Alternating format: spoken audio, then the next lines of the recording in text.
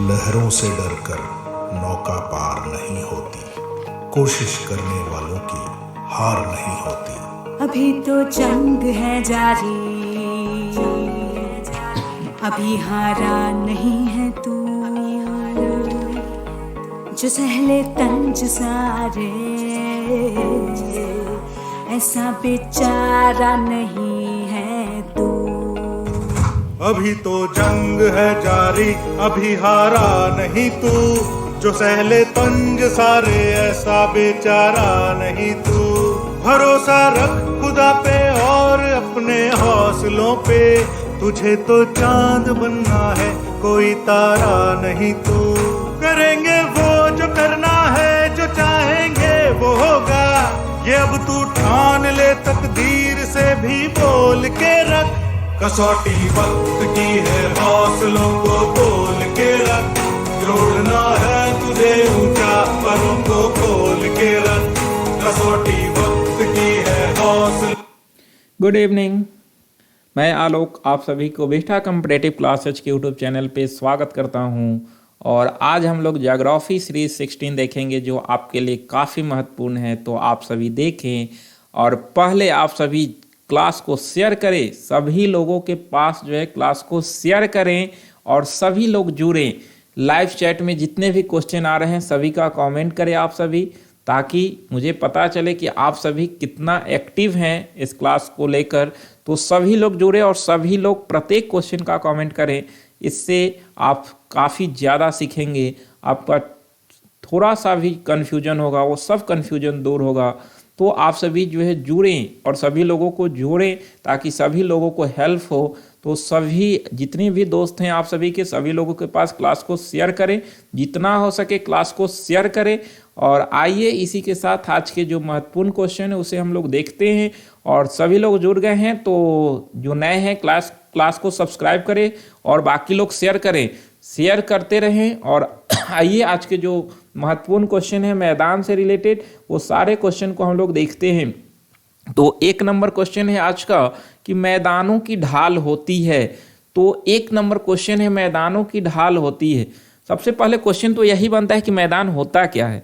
तो ध्यान रखेंगे कि जो समतल निम्न भूभाग होते हैं उसी को मैदान कहते हैं। और जो मैदान होते हैं, ध्यान रखेंगे, जो मैदान प्लेन होते हैं उनकी कह रहा है कि जो है वो कैसी होती हैं, 4 डिग्री से उनकी ढाल कम होगी, आपका जो है वो 4 डिग्री से अधिक होगी, 1 डिग्री से कम होगी, या फिर 1 डिग्री से अधिक होगी। तो ध्यान रखेंगे मैदानों की ढाल कितनी होती है, आप सभी कमेंट करें, आंसर कमेंट करें सभी लोग। तो इसका जो है वो आंसर हो जाएगा आपका 1 नंबर 4 डिग्री से कम। मैदानों की ढाल जो होती है वो 4 डिग्री से कम होती है। ध्यान रखेंगे, काफी महत्वपूर्ण क्वेश्चन है, 4 डिग्री से कम होती है मैदानों की ढाल। अगला क्वेश्चन है 2 नंबर क्वेश्चन है कि विश्व में सबसे अधिक मैदान है, यानी कि विश्व में सबसे अधिक भाग पर कौन सी मैदान है। तो आप सभी इसका कमेंट करें आंसर। विश्व में सबसे अधिक कौन सी मैदान है, जलोढ़ मैदान, हिमानी घर्षित मैदान, पर्वतीय मैदान, या इनमें से कोई नहीं। तो सबसे अधिक कौन सी मैदान है, इसका आंसर कमेंट करें सभी लोग। तो विश्व में सबसे अधिक मैदान जो है वो आपका जलोढ़ मैदान है। ध्यान रखिएगा, जलोढ़ मैदान, अलुवियल सॉइल इसी मिट्टी को कहा जाता है। जलोढ़ मिट्टी 2 प्रकार के होते हैं, खादर मिट्टी और जो है दूसरा होते हैं बांगर मिट्टी या भांगर मिट्टी। तो जो नए जलोढ़ होते हैं उसे खादर कहते हैं और पुराने जलोढ़ को बांगर कहते हैं। तो ध्यान रखेंगे ये क्वेश्चन को। तो सबसे अधिक भाग पे जलोढ़ मैदान है, जलोढ़ मिट्टी का विस्तार है। भारत में भी अगर हम बात करें तो सबसे अधिक जलोढ़ मिट्टी ही है, ध्यान रखेंगे। अगला क्वेश्चन है 3 नंबर क्वेश्चन है कि इनमें कौन जलोढ़ मैदान नहीं है। तो इनमें से कौन जो है वो जलोढ़ मैदान नहीं है, ध्यान रखेंगे। ऑप्शन नंबर 1 है मिसिसिपी का मैदान, मिसिसिपी का मैदान। सेकेंड है आपका गंगा ब्रह्मपुत्र का मैदान। थर्ड है नील का मैदान। और फोर्थ है आपका देहरादून का मैदान। तो कौन जलोढ़ मैदान नहीं है, ध्यान रखेंगे। इसका आंसर हो जाएगा आपका डी नंबर, देहरादून का मैदान। देहरादून का मैदान एक काष्ठ मैदान है, ध्यान रखेंगे, चूना पत्थर से बनने वाले मैदान है। बाकी के मिसिसिपी का मैदान जो कि उत्तरी अमेरिका की मैदान है, मिसिसिपी नदी के द्वारा इसका निर्माण होता है। गंगा ब्रह्मपुत्र मैदान जो कि गंगा और ब्रह्मपुत्र के द्वारा निर्मित मैदान जो है गंगा ब्रह्मपुत्र की मैदान कहलाती है, ये जलोढ़ मैदान है। और तीसरा नील की मैदान, ये भी आपका जो है यूरोप में नील की मैदान है। तो ध्यान रखें, सॉरी मिस्र में, तो नील की मैदान मिस्र में, तो ये नदियों के द्वारा निर्मित मैदान है। जबकि देहरादून की मैदान जो है कास्ट मैदान है, जो कि चूना पत्थर वाले क्षेत्र में जल के घुलनशील के कारण इस प्रकार के मैदान की निर्माण होती है, उसे ही कास्ट मैदान या चूना पत्थर वाला मैदान कहा जाता है। तो ध्यान रखेंगे इसका आंसर जो है वो डी नंबर हो जाएगा। डी नंबर के अलावा सभी जो है वो आपका जलोढ़ मैदान है। तो ध्यान रखेंगे। फोर्थ क्वेश्चन है कि इनमें से कौन कास्ट मैदान नहीं है। तो अभी जो है हम लोग देखें कि देहरादून की मैदान तो एक कास्ट मैदान थी, पिछला क्वेश्चन में देखें। ऑप्शन नंबर 1 है वांगहोयांग टीसिक्यांग का मैदान, सेकेंड है मैक्सिको की मैदान, थर्ड है यूगोस्लाविया की मैदान और फोर्थ है देहरादून की मैदान। तो इसका आंसर आप सभी कमेंट जरूर करें, सभी लोग कमेंट करें, जितने लोग जुड़े हुए हैं और सभी लोगों को जोड़ें ताकि जो है वो ज़्यादा अच्छा लगे। सभी लोगों को जोड़ें, जितने लोग हैं सभी लोग जुड़िए। तो इसका आंसर क्या होगा, कास्ट मैदान इनमें से कौन नहीं है। तो ध्यान रखेंगे आपको वांगहोयांग टीसिक्यांग की मैदान जो कि एशिया की जो है वो जलोढ़ मैदान है। ध्यान रखेंगे ये क्वेश्चन, ये चीन में आपका इस मैदान है वांगहोयांग टीसिक्यांग का मैदान। तो यह वांगहो नदी के द्वारा निर्मित मैदान है, तो यह आपका जलोढ़ मैदान है। जबकि मैक्सिको की मैदान, यूगोस्लाविया की मैदान और देहरादून की मैदान जो है वो आपका कास्ट मैदान है, यानी कि चूना पत्थर से निर्मित मैदान है। तो उम्मीद करता हूं कि ये सारा क्वेश्चन आप सभी का क्लियर हो रहा होगा। अगर थोड़ा सा भी डाउट है कहीं पे भी आप कमेंट करें ताकि फिर से आपको समझाया जाए। तो उम्मीद करता हूं कि प्रत्येक क्वेश्चन आप सभी को अच्छा से समझ में आ रहा होगा। 5 नंबर क्वेश्चन है कि इनमें से कौन मरुस्थलीय मैदान नहीं है। तो मरुस्थलीय मैदान इनमें से कौन नहीं है। ध्यान रखेंगे कि मरुस्थलीय मैदान 1 नंबर ऑप्शन है सहारा का मैदान, बी नंबर है अरब का मैदान, सी नंबर है आपका राजस्थान का मैदान और डी नंबर है लोएस का मैदान। ध्यान रखेंगे। तो इनमें से कौन जो है वो आपका मरुस्थलीय मैदान नहीं है। तो इसका आंसर आप सभी कमेंट करें। तो ध्यान रखेंगे मरुस्थलीय मैदान आपका जो है नहीं है, तो वो लोएस की मैदान है। वो वायु के निक्षेपण से जिस मैदान का निर्माण होता है उसे ही लोएस का मैदान कहते हैं। और लोएस की मैदान आपका जो है चीन के अंदर है, जो कि वायु के निक्षेपण से निर्मित मैदान है। बाकी के सभी जो है मरुस्थलीय मैदान है। तो उम्मीद करता हूँ कि आपका सभी जो है वो क्वेश्चन क्लियर हो गए होंगे। तो देखिए प्रत्येक ऑप्शन से मैं एक क्वेश्चन लाया हूँ, यहाँ से कुछ भी पूछ सकता है। सहारा की मैदान कैसी मैदान है, अरब की मैदान कैसी मैदान है, राजस्थान की मैदान कैसी है, लोएस की मैदान। तो समझिए कि एक क्वेश्चन में आपको मैं 4 से 5 क्वेश्चन सिखाता हूँ ताकि एग्जाम में आप बेहतर कर सकें। तो ऐसे ही आप जो है सब देखते रहें। अगला है जागो हर से नींद से हर कमी को देखो, आगे निकलना है तो हर गलती से सीखो। तो जागो नींद से और हर कमी को अपने देखो, आगे निकलना है तो हर गलती से सीखो। तो एक छोटी छोटी गलती से आप सीखते रहे। अगर मानते हैं कि आप क्वेश्चन बना रहे हैं, आपका जो है वो आंसर गलती हो रहा है, तो आप उस गलती से सीख रहे हैं। आगे जो है फिर से आप देखेंगे तो आपका गलती नहीं होगा। एग्जामिनेशन हॉल में अगर ऐसे क्वेश्चन आएंगे तो आपका गलती नहीं होगा। तो आप सीखें, गलती से सीखें। बिना गलती किए कोई नहीं सीखता है। तो अगर आप गलती कर रहे हैं तो मानिए कि आप सीख रहे हैं, आप बेहतर सीख रहे हैं। तो इसलिए गलती करते हुए सीखते चलें और सीखते सीखते एक बार होगा कि आपसे गलती होगा ही नहीं। तो इस तरह से जो है गलती से सीखना चाहिए। और सभी लोग हर क्वेश्चन का कमेंट करें, जितना अधिक हो सभी लोग जुड़े और जो है कमेंट करें ताकि जो है पता चले कि आप कितने बेहतर कर रहे हैं। तो उम्मीद करता हूं कि सब लोग करेंगे। चलिए नेक्स्ट क्वेश्चन देखते हैं। 6 नंबर क्वेश्चन है कि नदी के अपर्दन से निर्मित स्थलाकृतियां, काफी महत्वपूर्ण क्वेश्चन है। तल संतुलन में नदी के अपर्दन से जो है वो निर्मित स्थलाकृतियां देखा जाता है। तो नदी के अपर्दन से, नदी के निक्षेपण से कभी कभी एग्जाम में ऐसे क्वेश्चन आते रहते हैं। तो ध्यान रखेंगे कि नदी के अपर्दन से निर्मित स्थलाकृतियां जो है वो है। तो इसका आंसर करें। ऑप्शन नंबर 1 है आपका आई आकार की घाटी। ऑप्शन नंबर 1 है आपका आई आकार की घाटी, भी आकार की घाटी। सेकेंड है आई आकार की घाटी, कैनियन इसी को बोलते हैं। तीसरा है जलप्रपात और चौथा सभी। तो नदी के अपर्दन से निर्मित आकृति कौन है। तो ध्यान रखेंगे इसका आंसर डी नंबर होगा, सभी। डी नंबर होगा सभी, यानी कि नदी के अपर्दन से ही भी आकार की घाटी का निर्माण होता है, आई आकार की घाटी का निर्माण होता है। जलप्रपात या ग्रॉच का निर्माण भी आपका नदी के अपर्दन से ही होती है। तो ये सारे पॉइंट को ध्यान रखेंगे। अगर हम बात करते हैं भी आकार की घाटी, काफ़ी महत्वपूर्ण क्वेश्चन है। होता क्या है कि युवावस्था में जो नदी बसती है वो अपने तटों की अपेक्षा जो है वो तल को अधिक काटती है, जिसके वजह से वी आकार की घाटी की निर्माण होती है। तो क्वेश्चन बार बार ये आता है कि वी आकार की घाटी का निर्माण कैसे होता है, तो नदी के अपर्दन से ध्यान रखेंगे। और यही फिर आगे चल के जो है वो आई आकार की घाटी के निर्माण कर देते हैं, उसे ही आई आकार की घाटी कहते हैं। जल प्रपात का निर्माण नदी के अपर्दन से। तो ये सारे पॉइंट को ध्यान रखेंगे आप सभी। अगला क्वेश्चन है 7 नंबर क्वेश्चन है कि विश्व प्रसिद्ध ग्रांड कैनियन यूएसए में है ग्रांड कैनियन जो कि विश्व प्रसिद्ध है का निर्माण होता है, यानी ग्रैंड कैनियन का निर्माण जो है वो किस नदी के द्वारा होता है, ध्यान रखेंगे। काफ़ी महत्वपूर्ण क्वेश्चन है। तो एक तो हम लोग देखें कि ग्रैंड कैनियन जो होते हैं वो आई आकार की घाटी को ही कैनियन कहते हैं, और आपका ग्रैंड कैनियन जो है वो यानी कि इसका निर्माण नदी के अपर्दन से हुई है। तो यह जो है किस नदी के द्वारा हुई है, तो ऑप्शन नंबर 1 है आपका कोलोराडो नदी, सेकेंड है मिसिसिपी नदी, थर्ड है नील नदी, और डी इनमें से कोई नहीं। तो ग्रैंड कैनियन का निर्माण जो हुआ है, ध्यान रखेंगे, कोलोराडो नदी के द्वारा होती है। कोलोराडो नदी संयुक्त राज्य अमेरिका में है, तो इसी के तहत जो है इसका निर्माण हुआ है। तो ध्यान रखेंगे, काफ़ी महत्वपूर्ण क्वेश्चन है। अगला क्वेश्चन है 8 नंबर क्वेश्चन कि नदी के निक्षेपण से निर्मित स्थलकृतियाँ। तो अभी हम लोग देखें कि नदी के अपर्दन से निर्मित स्थलकृतियाँ होता, अब जो है नेक्स्ट है नदी के निक्षेपण से निर्मित स्थलकृतियाँ। तो आप सभी ये याद करेंगे, जो भी मैं ऑप्शन में दे रहा हूँ वो सब काफ़ी महत्वपूर्ण क्वेश्चन है।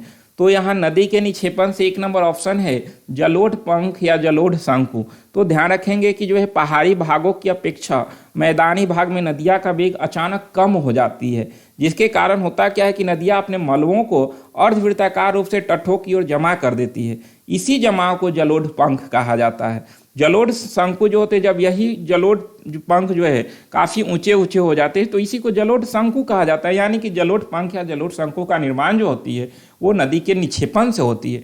दूसरा होती है बाढ़ की मैदान, तो इसका भी निर्माण नदी के निक्षेपण से ही होती है। इसमें नदियाँ अपने अवसादों को दूर दूर तक जमा कर देती है, और ज़्यादा दिन तक ऐसे होने से जो है वो आपका जो है नदियों के मार्ग बाधित होती है, जिसकी वजह से बाढ़ की स्थिति उत्पन्न होती है। तो नदी के निक्षेपण से ही होती है। तीसरा जो है वो आपका गोखुर झील है। तो गोखुर झील का भी निर्माण नदी के निक्षेपण से ही होता है। इसमें क्या होता है कि नदियाँ अपने पौधावस्था में जो है वो साधारण और अवरोध पर भी टेढ़े मेढ़े रास्ते से बहने लगती है। जब एक घुमाव अधिक हो जाती है तो नदियाँ सीधे मार्ग से बहने लगती है। इस प्रकार के टेढ़ा मार्ग जो रास्ता है उसमें जल जम जाती है, तो इसी का आकार जो है गोखुर झील की तरह हो जाती है। तो ध्यान रखेंगे कि जो है इसे ही गोखुर झील कहा जाता है। जैसे मान रहे हैं कि इस तरह से नदियाँ बह रही थी और अचानक जो है वो इसमें बाधा उत्पन्न हो जाती है, तो अगर नदियाँ फिर जो है इस रास्ते से गुजरना शुरू कर देती है, तो ये वाला जो है जो पार्ट होती है इसमें जल जो है क्या होता है कि इसमें जल जो है वो जम जाती है। तो जम जाती है तो ये आपका गाय के जो है खूंट की तरह हो जाती है, तो इसी को गोखुर झील कहा जाता है। तो ये सब जल जम जाती है, तो इसी को गोखुर झील कहते हैं। और अब नदियाँ जो है इस मार्ग से बह रही है, तो इस मार्ग से बह रही है तो ये आपका जो है वो जो आकार बना यही आपका गोखुर झील की तरह बन जाती है। तो ध्यान रखेंगे कि इसका भी निर्माण नदी के निक्षेपण से होती है। नेक्स्ट जो है वो डेल्टा है। तो जब डेल्टा भी आपका नदी के निक्षेपण से ही इसका आकार निर्मित होता है। इसमें क्या होता है कि किसी झील या समुद्र, कोई भी नदी जो है झील या समुद्र में मिलती है तो वह अपने मुहाने पर लाए गए जलोढ़ों को जमा कर देती है। इस प्रकार की आकृति निर्मित हो जाती है। वहाँ पर देखेंगे कि इस तरह की आकृति जो है वो निर्मित हो जाती है डेल्टा की तरह। तो डेल्टा के भी निर्माण नदी के निक्षेपण से, जैसे बंगाल की खाड़ी में भारत की जो भी नदियाँ गिरती है वो डेल्टा के निर्माण करती है, तो वो सब डेल्टा के निर्माण नदी के निक्षेपण से ही होती है। तो इस तरह से इसका आंसर जो है ई नंबर होगा। आप सभी तो स्टार्टिंग में ही ये आंसर कर दिए, लेकिन जो है इसका प्रत्येक ऑप्शन ध्यान रखेंगे क्योंकि जो है ये हम आसान क्वेश्चन आपके लिए बना तो देते हैं, लेकिन प्रत्येक ऑप्शन आपके लिए क्वेश्चन होता है, इसलिए आप सभी क्वेश्चन को ध्यान रखेंगे। अगला क्वेश्चन कि गंगा नदी बनाती है, यानी कि गंगा, तो ये क्वेश्चन हुआ कि डेल्टा बनाएगी क्योंकि गंगा बंगाल की खाड़ी में गिरती है। जो भी नदियाँ बंगाल की खाड़ी में गिरती है वो डेल्टा बनाती है। तो गंगा तो डेल्टा बनाएगी, लेकिन कौन सी डेल्टा बनाएगी? क्वेश्चन कितने बार एग्जाम में पूछा गया है कि गंगा कौन सी डेल्टा बनाती है। ऑप्शन नंबर 1 है पंजाकार डेल्टा, बी नंबर है प्रगतिशील डेल्टा, सी नंबर है परित्यक्त डेल्टा, और डी नंबर इसमें से कोई नहीं। तो ध्यान रखेंगे कि गंगा नदी जो है वो आपका प्रगतिशील डेल्टा बनाती है। गंगा नदी प्रगतिशील डेल्टा बनाती है, ध्यान रखेंगे। इसका विस्तार जो है, अगर गंगा नदी के डेल्टा की बात करें तो इसका विस्तार जो है दिन प्रतिदिन जो है प्रति वर्ष इसका बढ़ रहा है। तो ध्यान रखेंगे कि गंगा नदी प्रगतिशील डेल्टा बनाती है। ये काफ़ी महत्वपूर्ण क्वेश्चन है। अगला क्वेश्चन है कि हिम नदी के अपरदन से निर्मित स्थलाकृतियाँ, हिम नदी के अपरदन से निर्मित स्थलाकृतियाँ, ध्यान रखेंगे काफ़ी महत्वपूर्ण क्वेश्चन है यहाँ भी। तो अभी हम लोग नदी के अपरदन और निक्षेपण देखें। सेकेंड है हिम नदी के अपरदन से, तो हिम नदी के अपरदन से पहले यू आकार की घाटी का निर्माण होता है। तो बिल्कुल सही है, यू आकार की घाटी का निर्माण जो है वो आपका ये हिम नदी के अपरदन से ही होता है, क्योंकि जब देखे थे कि वी आकार की घाटी को जो है हिम नदी उसके किनारे का अपरदन करते हुए यू में बदल देती है, तो किनारे के भाग कटने लगते हैं तो यू आकार में बदल जाते हैं। तो ये हिम नदी के अपरदन से हुआ। फिर लटकती घाटी, यू आकार की घाटी में कई जो है यू आकार की घाटी बन जाते हैं, तो फिर ये लटकती घाटी हो जाती है। टॉर्न या सर्क झील में होता है कि पर्वत शिखर के निकटवर्ती ढालों पर आराम कुर्सी के आकार के गड्ढे बन जाते हैं, इसी को टॉर्न या सर्क झील कहते हैं। फिर जो है आपका फ्योर्ड जो बनता है वो भी आपका देखें तो ध्रुवीय क्षेत्र में सागर तटों को कटा छटा जो है भाग होता है, उसी को फ्योर्ड कहते हैं, और इसका भी हिम नदी के अपरदन से ही होता है। ऑरेट, जब दो सर्क आपस में मिल जाते हैं, यानी कि सर्क बने थे और जब दो सर्क आपस में मिल जाते हैं उसे ही ऑरेट कहते हैं। नूनाटक का भी निर्माण जो है वो आपका इसी हिम नदी के अपरदन से ही होता है। जब होता क्या है कि पर्वतीय क्षेत्र में चारों ओर बर्फ से घिरी चट्टानी पर्वत जो है वो चोटी के नुनाटक, यानी कि कोई भी जो है वो पर्वत है उसके चारों तरफ बर्फ से ढका हुआ है, तो उसके जो नुकीला भाग होता है उसी को नूनाटक कहते हैं। तो इस तरह से जो भी आकृति बनते हैं ये सभी हिम नदी के अपरदन से। तो ये काफ़ी महत्वपूर्ण क्वेश्चन है, ध्यान रखेंगे। इतना जो है आप सभी ध्यान रखेंगे प्रत्येक ऑप्शन, क्योंकि काफ़ी महत्वपूर्ण क्वेश्चन है ये। तो ये प्रत्येक ऑप्शन, क्योंकि एग्जाम में ऐसे नहीं पूछेगा, हम तो यहाँ पर दे रहे हैं कि आप सीखें। यहाँ से जो है समझिए कि आपको जो है वो 6 क्वेश्चन हम सिखाएं, लेकिन एग्जाम के लिए जो है ये 6 क्वेश्चन बनेगा, प्रत्येक ऑप्शन एक क्वेश्चन है। तो आप सभी को उम्मीद करता हूँ कि आप सभी का जो है प्रत्येक क्वेश्चन क्लियर हो रहा होगा, तो बिल्कुल होना भी चाहिए। अगला क्वेश्चन पे हम लोग चलते हैं, हिम नदी के निक्षेपण से निर्मित स्थलाकृतियाँ। तो हिम नदी के अपरदन से हम लोग देखें। अब हिम नदी के निक्षेपण से निर्मित स्थलाकृतियाँ, तो ध्यान रखेंगे आपका ड्रमलिन। ड्रमलिन हिम नदी के क्षेत्र में ही अपनी तली में स्थित पत्थर गोलाकार आकृति में टीलों के रूप में जमा हो जाती है, इसी को ड्रमलिन कहा जाता है, जो कि अंडों की टोकरी की तरह दिखाई देती है। तो ये ड्रमलिन का निर्माण जो है वो हिम नदी के निक्षेपण से ही होती है। एस्कर जो होता क्या है कि ये मणियों की माला की तरह कंकर पत्थर जो है वो जमाव वाले आकृति में जम जाते हैं, उसी को एस्कर कहते हैं। केम जो होता है वो हिम नदी के क्षेत्र में कंकर पत्थर और बारू के जमाव से बनी टीलों को केम कहा जाता है, ध्यान रखेंगे। और मोरेन जो होता है वो आपका हिम नदी के क्षेत्र में झीलों या तालाब के किनारों पर प्रतिवर्ष स्तर के रूप में जमने वाली वेदिका को मोरेन कहते हैं। यानी कि ये सभी जो हैं वो हिम नदी के निक्षेपण से निर्मित स्थलाकृतियाँ हैं। तो ये 4 महत्वपूर्ण हिम नदी के निक्षेपण से निर्मित स्थलाकृतियाँ हैं, ध्यान रखेंगे। देखिए मैं जो कोई भी ऑप्शन डाल रहा हूँ वो सभी ऑप्शन आपके लिए क्वेश्चन है, इसलिए आप सभी जो है वो ध्यान से प्रत्येक ऑप्शन को देखेंगे। देखिए मैं आपके लिए कितना मेहनत करता हूँ, आपके लिए जो है इतना अच्छा से जो है क्वेश्चन लाता हूँ ताकि आपका पूरा कॉन्सेप्ट क्लियर करा दूँ। तो आप सभी का भी एक कर्तव्य बनता है कि आप सभी ध्यान से देखें और जो है पीछे की वीडियो को रिकॉल करें ताकि आप बेहतर कर सकें, क्योंकि आपके लिए खासकर मैं जो है इतना बेहतर कंटेंट ला रहा हूं ताकि आप बेहतर कर सकें। आपकी ही सफलता में मेरी सफलता है। तो आप सभी से उम्मीद रखता हूं यही कि आप सभी अपना जो है समय 100% यूटिलाइज करें, चाहे कोई भी दिन हो, सैटरडे हो या संडे हो, आप सभी आराम ना करें। आराम हराम है, पंडित जवाहरलाल नेहरू का कथन था। तो आराम ना करें, आप सभी जो है मेहनत करें और जो है जब भी आपको फुर्सत मिले तो आप पीछे की वीडियो को जो है बैठकर रिकॉल करें, क्योंकि आपके लिए ये सारे क्वेश्चन महत्वपूर्ण हैं। आप सभी पढ़ते रहें, प्रैक्टिस करें और जो है वो पीछे के सारे वीडियो को रिकॉल करें। जितना भी मैं दे रहा हूँ आपके एग्जाम के दृष्टि से काफ़ी महत्वपूर्ण है। तो उम्मीद करता हूँ कि आप सभी बात को ज़रूर समझते होंगे, क्योंकि आपके लिए मैं इतना मेहनत करके जो है इतना अच्छे कंटेंट ला रहा हूं ताकि आप बेहतर कर सके। तो इतना उम्मीद मैं ज़रूर करता हूं कि आप सभी जो है इसे ढंग से फॉलो करेंगे और अपने समय का 100% सही ढंग से यूटिलाइज करेंगे। तो बिल्कुल आप सभी करते रहिए, मैं आपके लिए और आगे अच्छा से अच्छा कंटेंट लाऊंगा ताकि आप बेहतर कर सकें। चलते हैं आगे। वायु के अपरदन से निर्मित स्थलाकृतियाँ।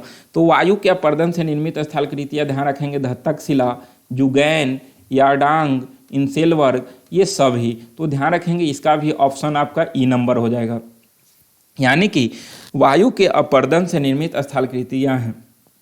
देखिए आपको याद इतना ही करना है, क्वेश्चन देगा कि धत्तक शिला का निर्माण किससे हुआ है, तो वायु के अपरदन से। तो जितना ऑप्शन है उतना आप याद कर लेते हैं तो आपको कोई भी दिक्कत नहीं होगा। तो उम्मीद करता हूँ कि जितना मैं दे रहा हूँ उतना ही याद करना है, जितना भी ये है सबको याद कर। इसमें आपको यही पहचान है कि किसका निर्माण किससे हो रहा है, बस यही काफ़ी महत्वपूर्ण है आपके लिए। अगला है कि वायु के निक्षेपण से निर्मित स्थलाकृतियाँ। तो वायु के निक्षेपण से निर्मित स्थलाकृतियाँ कौन कौन होगा, तो ध्यान रखेंगे आपका एक नंबर में है लोयस। काफ़ी महत्वपूर्ण क्वेश्चन है। एक्चुअली पवन मरुस्थलीय क्षेत्र के महीन कणों को दूर दूर तक ले जाकर जमा कर देती है।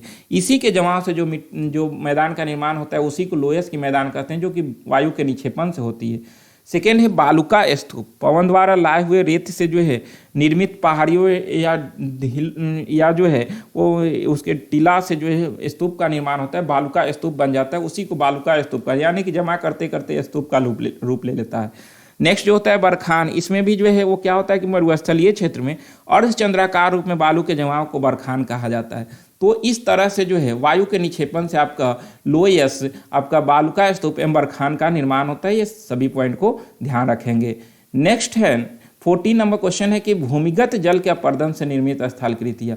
तो भूमिगत जल के अपरदन से कौन सी स्थलाकृतियाँ का निर्माण होती है, तो ध्यान रखेंगे ये भी आपके लिए काफ़ी महत्वपूर्ण क्वेश्चन है। भूमिगत जल की अपरदन से एक नंबर है आपका लैपीज। तो लैपीज का निर्माण भूमिगत जल की अपरदन से ही होती है। इसमें होता क्या है कि चुना पत्थर वाले क्षेत्र में वर्षा जल जोड़ों के पास चट्टानों को घुला देती है, जिसके कारण वो उबड़ खाबड़ कंघीनुमा आकृति बन जाती है। इसी आकृति को लैपीज कहा जाता है। घोर रंध्र जो होता है चुना पत्थर वाले क्षेत्र में ही देखने के लिए मिलता है। ये जो है यहाँ पर जो है गड्ढे की आकार की कीप के आकार की गड्ढे का निर्माण हो जाता है और इसी गड्ढे को जो है वो घोर रंध्र कहा जाता है। डोलाइन जो होते हैं इसका भी निर्माण जो है उसी तरह होता है। घोर रंध्र बड़े आकार के जब घोल रंध्र हो जाते हैं उसी को डोलाइन कहा जाता है। और कंदरा या गुफा जो होती है ये भी चुना पत्थर वाले क्षेत्र में जो है वो भूमि के नीचे एक गुफे जैसे आकृति बन जाती है, इसी को कंदरा या गुफा कहा जाता है। तो इस तरह से इसका आंसर भी ई नंबर होगा, यानी कि भूमिगत जल के अपरदन से निर्मित स्थलाकृतियाँ। और लास्ट क्वेश्चन है आपका इस चैप्टर का कि भूमिगत जल के निक्षेपण से निर्मित स्थलाकृतियाँ। तो भूमिगत जल के निक्षेपण से आपका एक नंबर है स्टेलेक्टाइट। तो इसमें क्या होता है कि भूमिगत जल के निक्षेपण से स्टेलेक्टाइट की निर्माण जो होती है वो कंदरा की छत के नीचे लटकते हुए आकृति को ही स्टेलेक्टाइट कहते हैं, यानी कि कंदरा जब नीचे लटकने लगती है उसी को स्टेलेक्टाइट कहते हैं। सेकेंड है आपका स्टेलेग्माइट। इसमें होता है कि कंदरा की तली में जो है नीचे से ऊपर की ओर बनने वाली आकृति जो होती है कंदरा की तली से, उसी को आपका स्टेलेग्माइट कहते हैं। और कंदरा स्तंभ जो है जब ये दोनों स्टेलेक्टाइट और स्टेलेग्माइट मिल जाते हैं तब आपका कंदरा स्तंभ बन जाता है, यानी कि इसका आंसर डी नंबर होगा। यानी कि भूमिगत जल के निक्षेपण से स्टेलेक्टाइट, स्टेलेग्माइट और कंदरा स्तंभ का निर्माण होती है। तो इस तरह से आज के 15 महत्वपूर्ण क्वेश्चन थे, लेकिन 15 ही क्वेश्चन नहीं थे, आपके एग्जाम के दृष्टि से यहाँ 50+ क्वेश्चन थे। तो आप सभी प्रत्येक ऑप्शन बेसिस क्वेश्चन को ध्यान रखें, आपके लिए काफ़ी महत्वपूर्ण है। और सभी लोग जो है वो लाइव चैट में प्रत्येक वीडियो को देखें, इससे आपको काफ़ी फायदा होगा। और फिर से 1-2 बार जो है डेली वीडियो को रिकॉल कर लें। मैं जैसे ही वीडियो जाता है आप लाइव चैट में देखें, उसके बाद फिर जो है 1 घंटा बाद फिर से एक बार इसे रिकॉल करें और फिर 1-2 बार रिकॉल करें। इससे आपका पूरा क्वेश्चन आपका अपना हो जाएगा, कुछ करने की जरूरी नहीं है। जब भी आपको मौका मिले आप जो है इसे रिकॉल करते रहें। तो आज के लिए आपके लिए महत्वपूर्ण क्वेश्चन उतना है, 15 क्वेश्चन था, तो आप सभी ध्यान रखेंगे। और क्वेश्चन था कि सवाल हमारा जवाब आपका में कि यूरोप में एक पर्वत श्रृंखला है। तो यूरोप में एक पर्वत श्रृंखला है, सब लोगों ने सही आंसर किया था, आल्प्स होगा, तो बिल्कुल सही आंसर था। और आज के लिए है आपका प्रश्न कि निम्न में कौन समूह से संबंधित नहीं है। कौन समूह से संबंधित नहीं है, इसका आंसर आप सभी को कमेंट बॉक्स में जरूर करना है। तो मुझे इंतजार है आप सभी के आंसर के, आप सभी करते रहें। मिलते हैं नेक्स्ट वीडियो में, आप सभी को बहुत बहुत धन्यवाद।